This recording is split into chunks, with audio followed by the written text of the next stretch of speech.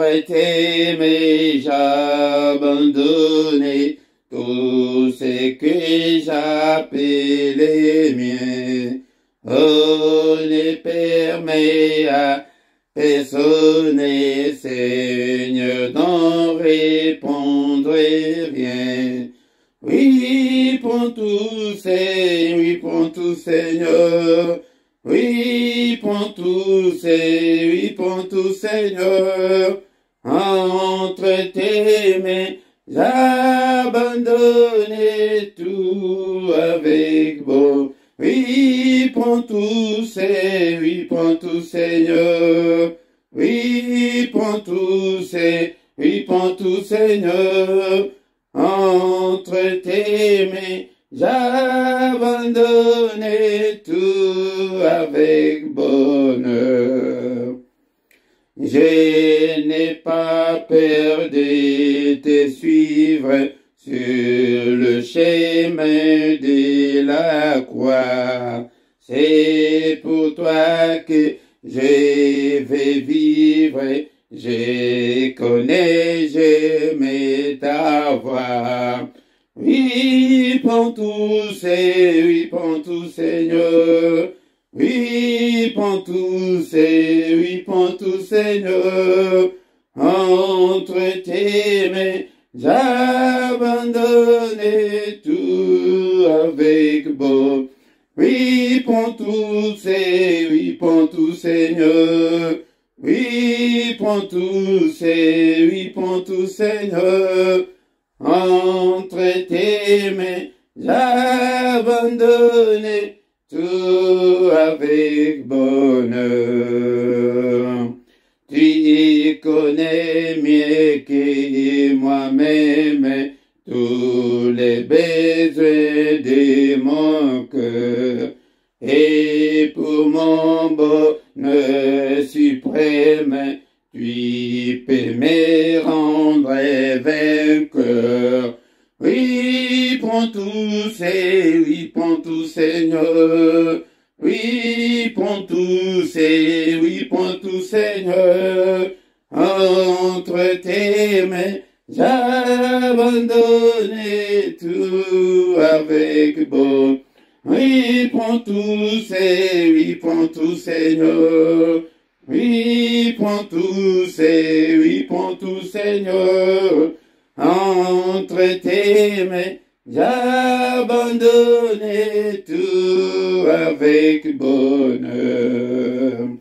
Oh, nyon sopona yo. Nyon sopona yo. Lelo nape si la kake salila. Yo sopona yo. Kora yesu nyon sopona yo. Lelo nape si la kake salila. Nyon sopona yo. Nyon sopona yo. Lelo nape si la kake salila. Nyon sopona. Kola yesu nyon sopona yo. Lelo nape si la kake salila yo.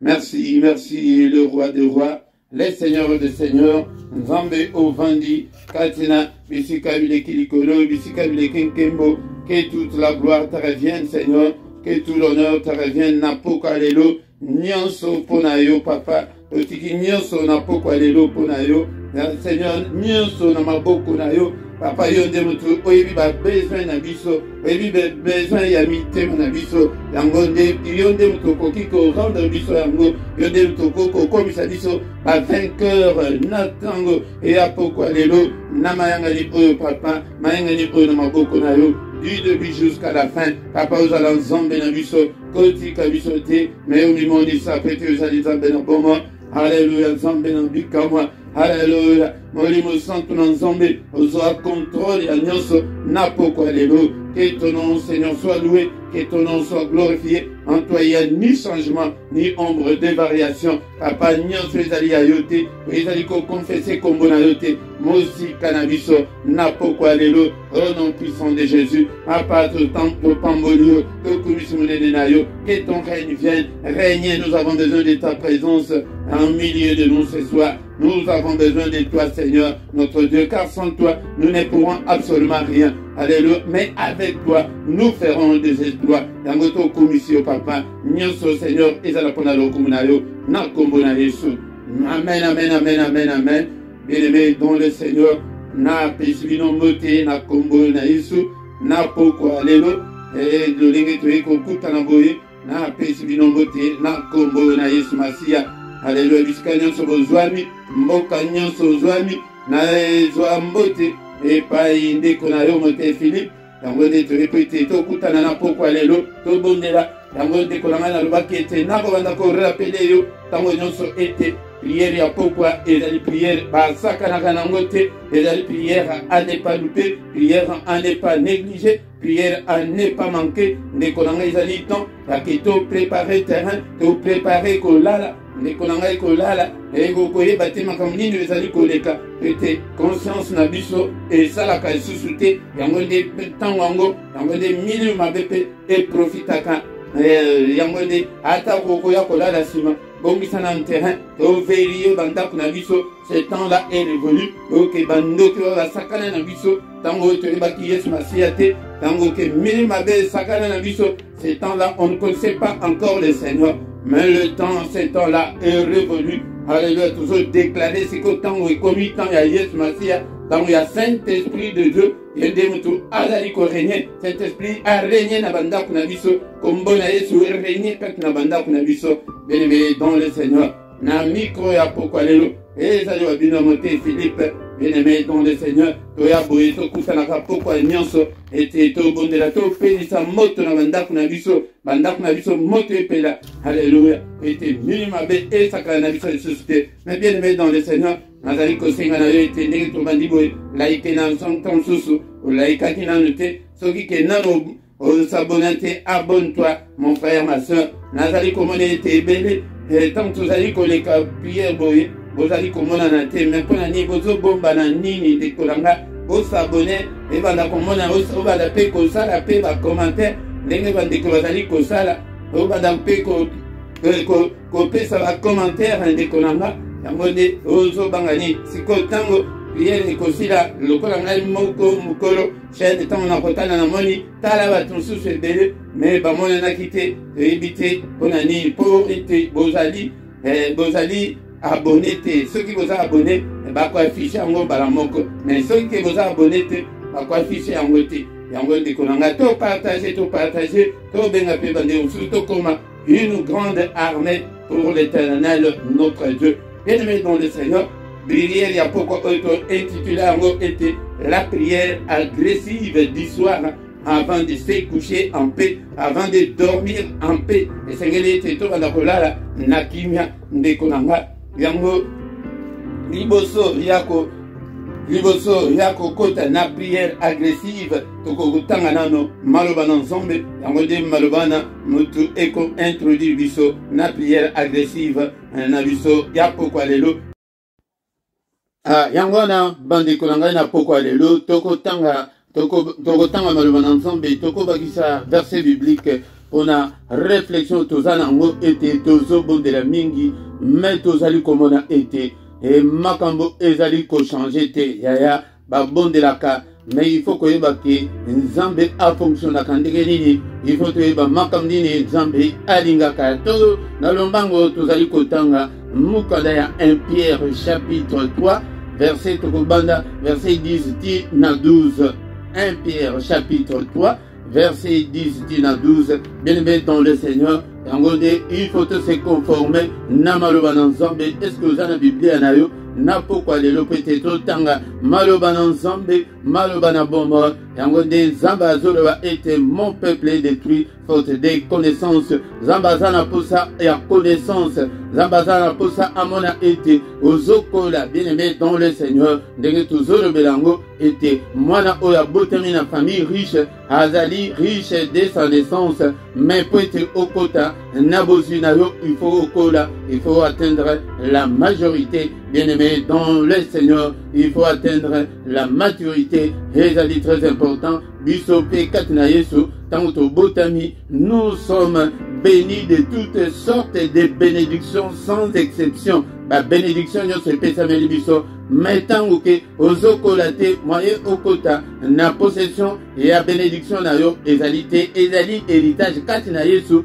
Bénédiction na biso ezali héritage bien-aimé dans le Seigneur. Yangonde place to tanga kimukolo wana na toko banda sikoyo na verset 9 1 Pierre chapitre 3 tozo banda na verset 9 ne rendez point mal pour mal. Yangonde tozo benga ngo pe lisusu ezali affermissement kokola bakolaka na parole de Dieu bakolaka na liloba na nzambe liloba na nzambe de mutu ekokolisa yo liloba na nzambe yangonde natanga kabanda kobenga affermissement ou bien la croissance chrétienne ou bien la croissance spirituelle. Yango soki ki ozali kokola te soki ozali kolia te yaya okozala sous tutelle yangonde okozala na ba tuteur tutelle ekokozala tant sous moboto wa botio ou bien membre moko ya famille ou bien batu ya l'état yangonde dekolanga il faut toyeba na itotangaki mokolo wana ete ne rendez point mal pour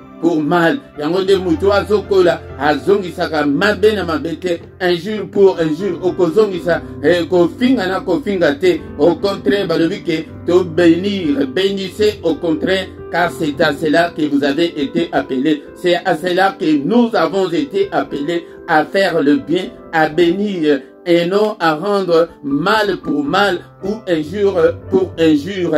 Verset 9,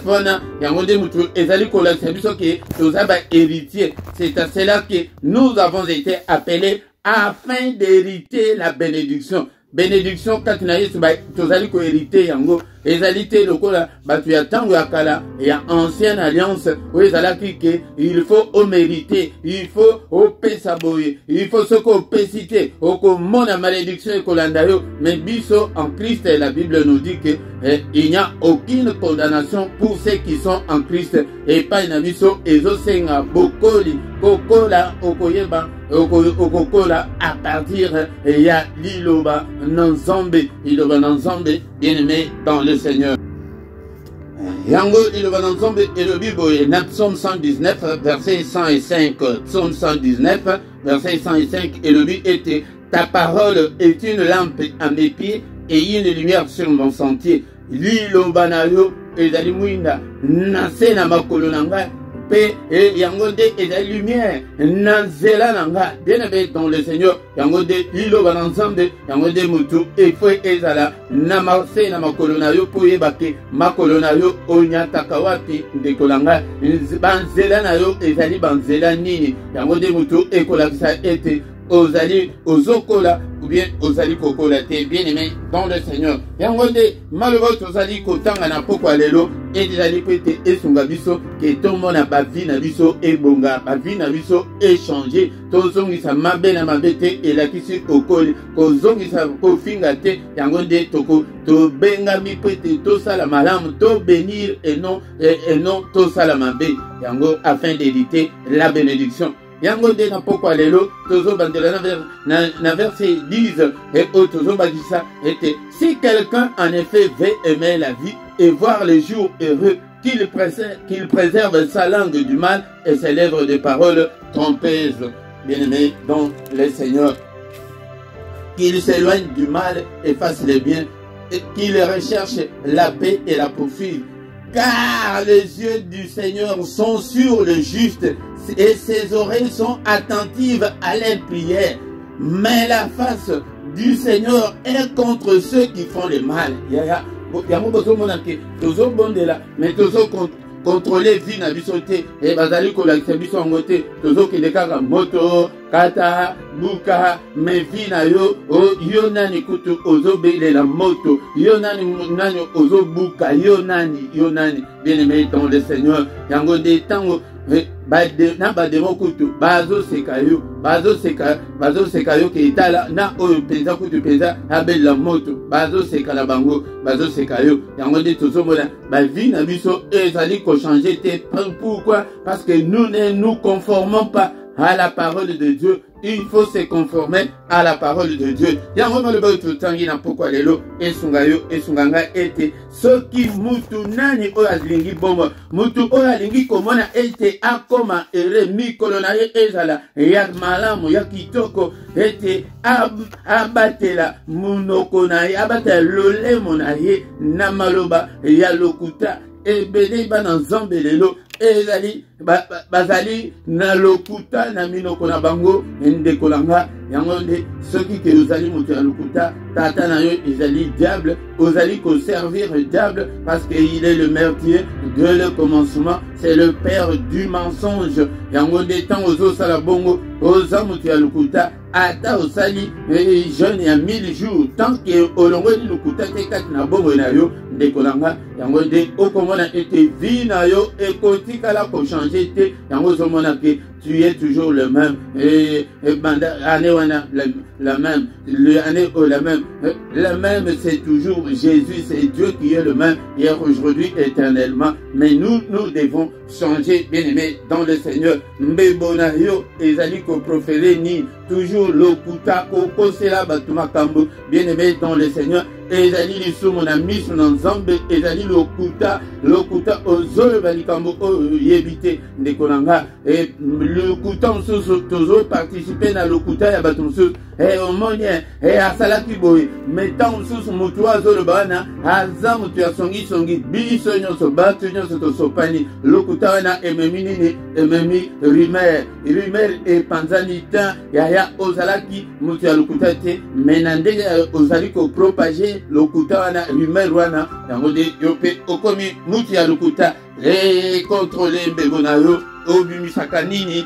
il faut le balikambo ozali sûr à 100% oyebi ke non ezali boye mais koya kobima te lokola mwasi ya Potifar abima na bapreuve à l'appui oyo ke soki ezalaki na ntango oyo ya biso oyo na batribunal oyo ya biso oyo bakokanga mpenza bakokanga Joseph atango na ntango ya kala bakangaki ye po preuve ezalaki nango bien aimé dans le Seigneur yango bien aimé mais eutaki epanani na monoko ya mwasi ya Potifar mutu ya lokuta yende mutu abandaki kolinga Joseph mais aye kokosa ke non esclave oyo aye prêté à violer ngai esclave oyo et surtout likambo soki ebimi na monoko ya mwasi ndekolanga yango nde moyen kutu ya koanga nango ezali te Joseph a discuté te mais andima akende kokota na prison mais mwasi ya Potifar asuka kaka na histoire wana mais Joseph ye oyo tozali kote ya ye ti lelo Joseph ayebani na kati ya Israel azali mutu munene yende mutu akosisa peuple ya Israel kati na Egypte mais ntango mpe ezala ebimaki yende mutu akoma responsable ya makambo nyonso ya kolia na mwasi ya Potifar na mulongo aye pe ke Joseph apesa biloko ya kolia yaya soki ozali mwasi ya Potifar okotikala na soni okomona elevation po ete Nzambe akotelaka bajuste yango nde tozali kotanga yango na verset oyo ezali kolanda munoko na yo il faut qu'il t'éloigne du mal, efface le bien. Il faut s'éloigner du mal. Il faut totika mabe. Tozali bana nzambe ndekolanga. Tozali ko se comporter lokola bapagano kutu baza malamu kutu koleka biso bana nzambe lelo.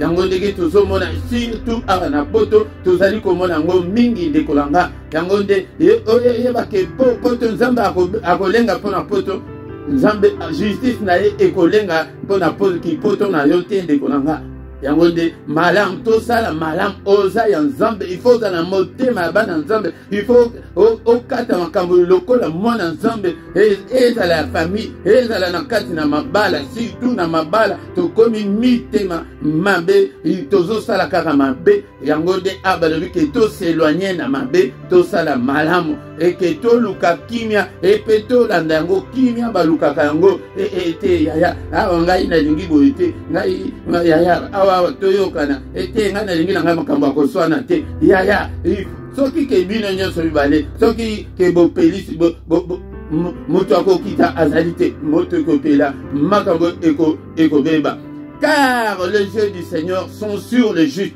misu ya nzambe yaya yo mi pesande raison wana ozali ko mi pesana mais justice dans nzambe c'est autre chose la justice de Dieu il voit des choses autrement yango yo nde mutozo mona que tu es bon tu es bonne tu es meilleur mais est-ce que tu es meilleur aussi devant Dieu yango nde bien-aimé dans le Seigneur makambo oyo nazali koyela bino makambo oyo koyete ezali affermissement koyete toko tango na vie pratique bazomema biso kaka na l'église kaka bapriere bajeune milai bajeune ebele mais tobongisa nano tobongisa sur la vie pratique comment marcher à la lumière de la parole de Dieu, comment se comporter comme un enfant de Dieu, bien-aimé dans le Seigneur. Ephésiens chapitre 4 verset 17 et lui était, nous ne devons pas nous comporter comme des païens, nous ne devons pas nous comporter comme des païens, bien-aimés dans le Seigneur. Toko kotambola lokola bapagano te bapagano baleka biso na bolamu te non quand même bien aimé dans le Seigneur omoni kaka place moko boyolobi zwa kaka kende na yo kaka omoni kaka mbongo wana azowela otikeli ye yango ke zwa kaka tala mitema bana nzambe mais awa oza ya nzambe metango ke ekomi makambo ya mbongo wana nde obimisi nyonso ebimi omonisi ke non awa ngai kutu kote makambo ya mbongo kutu ngai kutu moyen te yaya siko bonzambe oche wapi ndeko na nga yango nde misu ya nzambe etalaka ba juste wana te ke yo mbiloba ke yo nde moto oza juste mimona ke oza juste kala na misu na yo kata makambo kaka na ndenge na yo ndeko na nga yango nde nga nakoyaka na bamakambo ezali sur la vie pratique peut to changer tala mona bato batiela ye 500 mètres kaka mpo na yo kaka ke mpo ye nde ozwa baavantage nyonso ndeko na nga wana siko omibengaki oza juste bobota bana wana bino mibale eza makambo ezali kosalema nakoloba yango yango nde il faut etouche bato il faut esuwa po ete etobongisa ndeko na nga yango nde makambo oyo ezali nzambe nde mutu azolinga ke tobo siko wana tokende bapie moto nzambe batiela mobali na yo 500 mètres ndeko na nga wana obenga justice ya nzambe wana jamais okotikala komona loboko na nzambe se permettre na yo kaka salela kaka ba allocation wana sala kaka ba avantage oyo tikali wana mais la main de Dieu tu ne verras jamais la main de Dieu biso toza batei biso tozali ba enseignant tokoya ko enseigner biso tokoya teke napakula bino mafuta mais ngai naza na posa ete olongola musisa olongola baposo ete manyoko etikala malamu ete toliango malamu car les yeux du Seigneur sont sur le juste et ses oreilles sont attentives à leurs prières. Yango ozo bonela ozo mona tenza bazo kate yaya ke zambelito inaye eyokaka penza libondeli ya bayenge bele mutu azali juste la prière sa prière nzambe ayokaka yango yango komona ete nzambe akoya ete aloba mwana ozolela nini Seigneur loba siko aza juste loba ke azalaka mutu mabe mais soki aza juste père batieli ngai 500 mètres batieli yo 500 mètres mwana yaka awa okomona nde nzambe ndenge atombolaka oyo wana omonaki keno aza pambana nzambe atombola ye nayoka lisolo moko ndeko mwasi moko asalaka makambo oyo bazosala abengana mobali bazalaki na appartement bazalaki na ndako na appartement babengani ye nyonso etikali kaka ya mwasi mais sikoyo tala justice wana oyo ya bato ya mokili ya babelge mais ntango ndeko wana akei mabolongo na ye na se abandi kolela mwasi atikalaki na appartement mais côté Moubalake, Zamba Foulié, Asombi Siko, Asombi immeuble, Yaba appartement. Moi, ça y est, arrêtez, Azam, Azaki Moubale Nangai, Azam, Nazape, Nadraba le Bité, Makambana, c'est Katani, immeuble Wana, Ezaliahi, Nabananahi, Ndekolangai, Makambo, Totikayango, ma prière, Yabayenge Bene, Zambe, Ayokakango. Mais la face du Seigneur est contre ceux qui font le mal. Face Yan Zambe, Ezali Kopesa, et Azali Kopesa Mukongo na ba onyo so basala kama bewa na jamais okotika la komona nzambe bongi sana pourquoi lelo na yeko incriminer motute et ce qui ezali ko concerné yo ya eza bien pour être changé pour être ba prière na yo et comme ba prière ya ba juste o ke nzambe ataka litoyi na prière ya ba juste. Seigneur notre Dieu, to pambolio pour la parole autre qui n'a pourquoi lelo, que toute la gloire te revienne, que tout l'honneur te revienne. Alléluia. Que ta parole, Seigneur, est à la lampe. Nan zela na sena makolo nanga. Lumière nan zela nanga papa. Et Seigneur, aide-moi à marcher, à me conformer à ta parole, à marcher à la lumière de la parole de Dieu. Papa na lingi na tenga mate. Nazala pembeni ya lilo banayote. Que ta parole habite en moi abondamment. Que ta parole habite en moi dans toute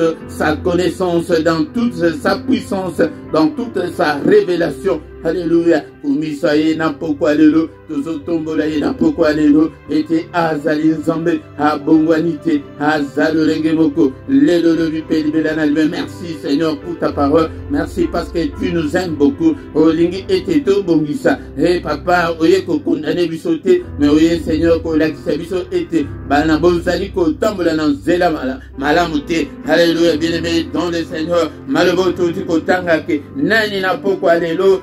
Alingi vie. Si quelqu'un en effet veut aimer la vie et voir des jours heureux, qu'il préserve sa langue du mal. Monoko nangaye paina yo papa. Monoko bimisa makama bete. Bimisa makama ya kandate. Bimisa makama ya kofingate. Makama mabete. Yaya parole de Dieu. Et prêté bongisa biso. Napoko alelo. Apalole monangai. Bongisa yango lokuta e banda tamukete katnanga. Esprit nyonso ya lokuta. Oye yakana lokuta mosika nangai na kombo na yeso. Yango de mutu pour empêcher que Nzamba yoka ba prière na bisote mutu ya lokuta et yozo servir Satana au lieu de servir Nzambe na vérité monoko Nzambe et Jésus-Christ est le chemin, la vie et la vérité. Azali vérité mais tango que lokuta ezali na monoko na yo ya Nzambe akotika la koyoka yo atamuke te dekolanga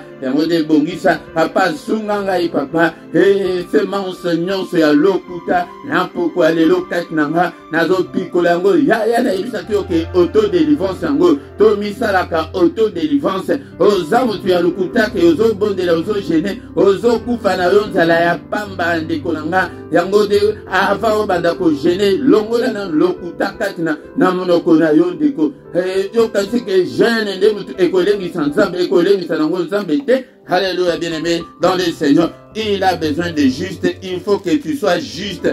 Alléluia, il faut que tu t'éloignes du mal et que tu fasses le bien. Et de konanga na yebisa kibino ke kaka e bandaka na bisote apôtre Paul le bango malamo na lingi ko sala nazo ko sala ngote mais ma be oyo na lingi te yango nde nazo sala qui me délivrera. Jésus, délivre-moi ce soir. Ya ceux qui osa délivrer, ceux qui lokuta ezalité et ya oko mona makambo eko bonga yango nde na yena ba enseignement oyo ya affermissement ba enseignement oyo ya croissance chrétienne yango nde poete bananza pokola. Il faut lokuta et longwana munoko na yo, il faut olongwana ko sala ka batumabe et il faut ko sala kaka elonge kangama lokola sokini et ya bana nzambe bazalaka bongo te ndekolanga yango nde soki okoli boye soki obongisi bongo okomona monene na nzambe ndekolanga il faut rechercher la paix oza mutu ya kimia te luka kimia il faut la poursuivre kimia balanda kango ya ndengeni ya koevitaka makambo ya kete ya tobongisa ya obi omoni likambo elingi touché yo te olongo wana nanu ke no atokoya kosolango nsima ndeko nanga kimia baluka kango yaka yango moko te yaka yango moko te il faut rechercher la paix soki balobi ke korecherche elingi koloba eloko oyo eza te il faut koluka yango ndeko nanga yango nde baauto-délivrance oyo soki tomisala yango faute ya monene ezali te bandoki ezali satana nanu te ezali faute ya monene ya liboso eza nanu yonde relation na yo ezali malamu te na nzambe relation na yo ezali malamu te na bato naye koincrimine yo te naye kofunda yo te na pokwa lelo ndeko nanga ezali ete tobongisa na kondane yo qui suis-je car les jeux du Seigneur sont sur le juste. Papa, comme ils sont na ligne yoba juste. Papa, même ngai na nzela ya justice. Alléluia, papa. Alléluia. Salamu te ako kabula bikolo te ako kabula loposo te ako kabula bumote o bango bana mama leke biso eto kana bango te frère mobimba oyo kana katena cousin na yo yango bode la nzambe ayoka yo yango nde okozela ya mingi okomona ba nyonso basolga nyonso ya eglize ekosila mais changement ezakaka te problème ezali yonde longola mosisa wana longola baposo wana. Alléluia, Yangode, Kolo, Azanango, pour ça. Alléluia, que ses oreilles sont attentives à leur prière. Bah, juste, Daya, Naïl Sakibino, Jouana, Kemote, Wana, le Baïte, Nabangozi, Nawana, Tango Zaliko, Ronfle, Wana, Alléluia, Botala Philippe, Azo Ronfle, Ponani, Botala, Niwana, Vité, Alala qui vient, Bobongisaye, Daya, Baraka, Bobongisaye, Viso Nambutu, Poete, Ola, la bien. Alléluia, Poete, Oza, juste, Alléluia, Tango Zo, beta prière na yoana ezo beta ti ndenge na ikiri no susu mkolwana ezo beta porte ya mutu bazo tuna nani wana to ba kaka ke c'est moi wana basu ba yebi ke non pas wana c'est ya Philippe mais ya yo wana ya mutu ya lukuta komi ke nani wana bo luka boy bo fongola nani porte botala nano awuti wa kasi mwana ya noko awuta soki na manzangu soki wa non, bien aimé dans les Seigneurs, même mon gongo il est banal, il faut la porte. Alléluia, ya ngodi mabode lotu nango et tito bondela. Tout le monde a monnaie ensemble, bien aimé dans le Seigneur, auto-délivrance, paix, ko bongisa ensemble, et en tango ko bongisa prière na yo, et koza la vers et pas ensemble, et koza la ke bonne na tongo na pokwa ensemble ayo, et en gonde makambo to mona ka makambo ensemble umelaka na moteur mabe ensemble koyoka te, et le kuta ensemble koyoka te, osala ka makambo malamu te, osala ka makambo mabe, et en gonde makambo ensemble umelaka nango te biso nde problème ezali biso yango nde konanga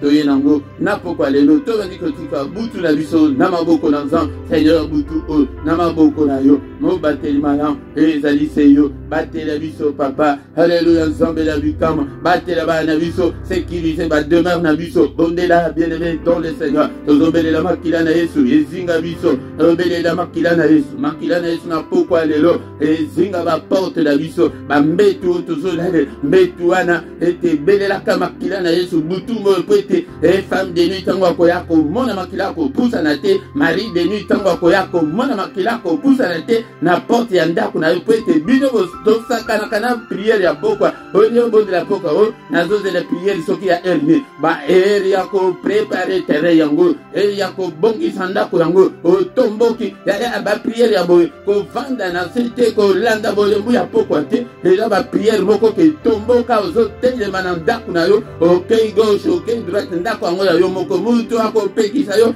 azate yango nde belela makila na yeso tomboki ke démon mon côté la kati na ndako. Je ne peux pas cohabiter avec le démon. Alléluia. Ces temps-là est révolu, bien aimé dans le Seigneur. C'est que le moto est là. Moto est là dans ndako na biso na ba vie na biso. Ba prière lembate ya ba prière lembate pelisa moto ya prière na kati na ndako wana. Démon mon côté avanda, esprit mon côté maléfique evanda. Ba point de contact nyonso ezali kati na ndako na nga moto na nzambe. Et n'est-il pas écrit que et ta parole est comme le feu. Alors, mwana mutu Ezekiel ke mwana mutu yonde peli sa moto. Yango ko le bate ke moto epela. Loba ke nazo peli sa moto pete. Ezali autre yankolo na peli si moto. Ba point de contact nyos. O dans ce pesa ka bango nzela ete bakota na ndako na ngai di tumba na moto. Ezika na tumbi yango na moto. Au nom puissant de Jésus. Alléluia. Ndako na ngai papa. Ezala mine sécurisée.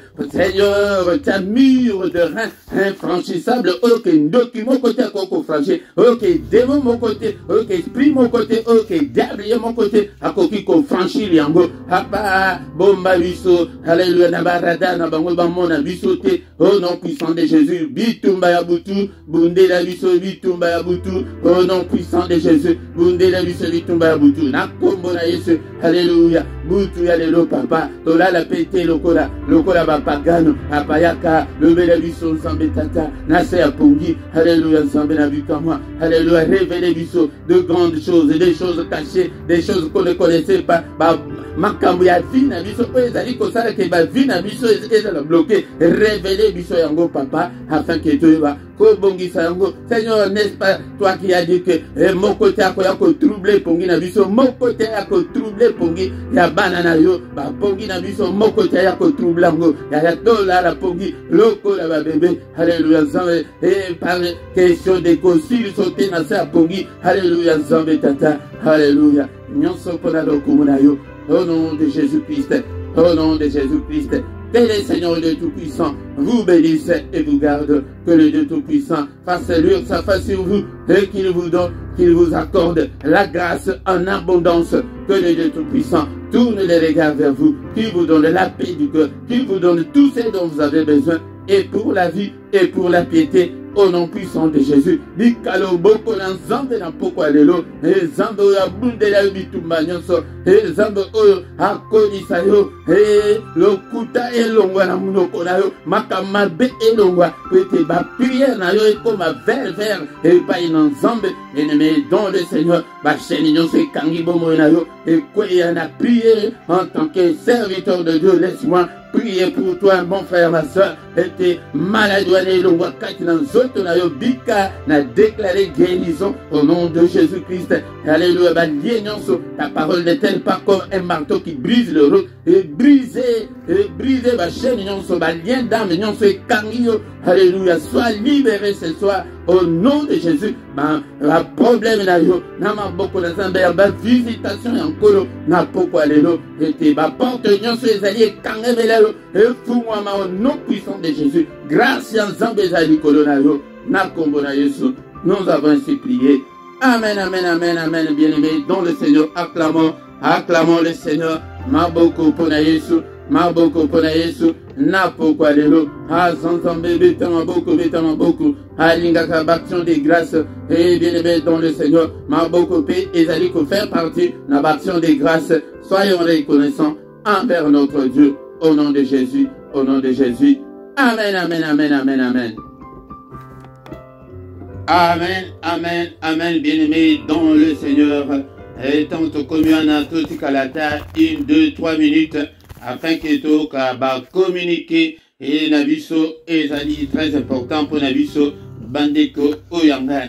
Et bien-aimés dans le Seigneur désormais, Toko Bandako Zala, na programme, et il y a enseignement biblique, et Bandozala chaque dimanche, tokozala na enseignement biblique na ngonga ya 17h kozanga te toyebi ke eza dimanche ele oyo ke biso nyonso toza na bandako bien-aimé dans le Seigneur tokoyeba koyekola maloba na nzambe ete nzambe azoloba ke peuple na ngai ezali détruit po ete bazali kozanga koyeba kozanga koyeba tokoyeba nde liloba na nzambe nde mutu ezali nourriture spirituelle po ete tokola po ete ntango tokokola yango nde tokokota na héritage ya bénédiction na biso oyo ezali kati na Yesu.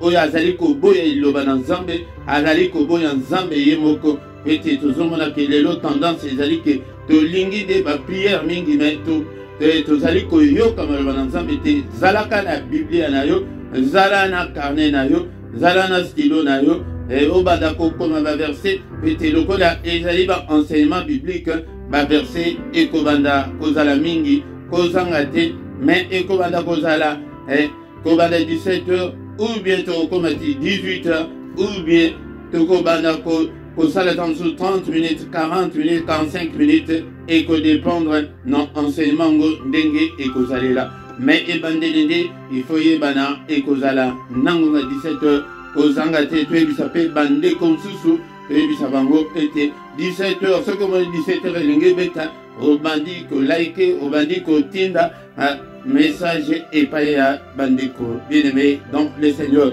Et ba coordonner na biso ezali na se awa na se ba coordonner nyonso ezali na rubrique ya description okokutana ba coordonner na biso et ba email na biso ba numéro ya téléphone moyen nyonso possible oyoke okoki ko benga biso si tu as un problème spirituel ce qui ozana posa ya lisungi et ya molimo bien-aimé dans le Seigneur nyonso ezali wana na description ezali okomona ngo nyonso ezali wana. Bien-aimé dans le Seigneur, tozali koloba ete tozali kolekana bakite bapesaka ba offrande bopesa bafande na bino pete esala musala na nzambe toza nano na ebandeli toza na posa ya makambo ebele yango nde nano tokokisi biloko nyonso te yaya yango nde bosunga musala na nzambe me bacoordonne mpe ezali na se awa okuta numéro okuta compte bancaire numéro ya compte bancaire ezali wana mpe okokuta PayPal ezali yango nde eza na se wana ete bosunga mosala na nzambe mpe akokanisela yo ndeko nanga yango nde tosala bongo tosanganaka pokwa nyonso na prière oyo tointitulaki prière agressive du soir yango nde ndeko nanga kozanga te na prière wana ezaka de 21h à 21h30. Bien-aimé dans le Seigneur, tongo nyonso du lundi au vendredi tokutanaka de 7h à 7h30. Samedi nde na dimanche yango nde tokotaka na mystère ya tongo. Bien-aimé dans le Seigneur, mystère wana ezalaka et tobandaka 5h30 6h yaka kokota koyoka ba enseignement ya mystère ya tongo yango nde tongo nde ezali moment oyo ke nzambe nde ayaka koluka biso yango kota ba prière ya tongo chaque mercredi ezali ba heure wana oyo nazali kopesa ezali heure ya Bruxelles heure wana ezali pe heure ya Paris mais bandeko nyonso au calculer décalage horaire na bino pete yebake okoki kokota na prière ndenge nini mercredi nyonso to bodelaka prière spéciale pona bana kozanga te ndeko nanga na prière wana et puis dernier mercredi ya moi yango nde togenaka pona bana na biso yango nde ogene na yo ti 18h 21h tokutani na prière ozali kogene pona bana na yo. Bien-aimé dans le Seigneur, s'abonner na yo, soki ki nano ko s'abonner te dekolanga, yango partager les conditions surtout comme ba évangéliste et petit musa ensemble et que de liboso bo commenter nazo mona ba commentaire na bino te tango ba vidéo ezali kotika la boya bo sala commentaire na bino bo sala partage na yo bo sala témoignage na yo et kosunga pe bande konsusu maloba wana oyo kokoma etikali libela na monde d'esprit ekoma yuke emonani ete yo pe okoma oloba boye eza maloba na yo ebimi yango nde tanto komi wana tokomi na suka. Bien-aimé dans le Seigneur yango wana tokutani lisusu mukolo na lobi dans une autre prière agressive du soir tobengana toya ebele tokoma une grande armée pour le Seigneur notre Dieu. Amen, amen, amen, amen.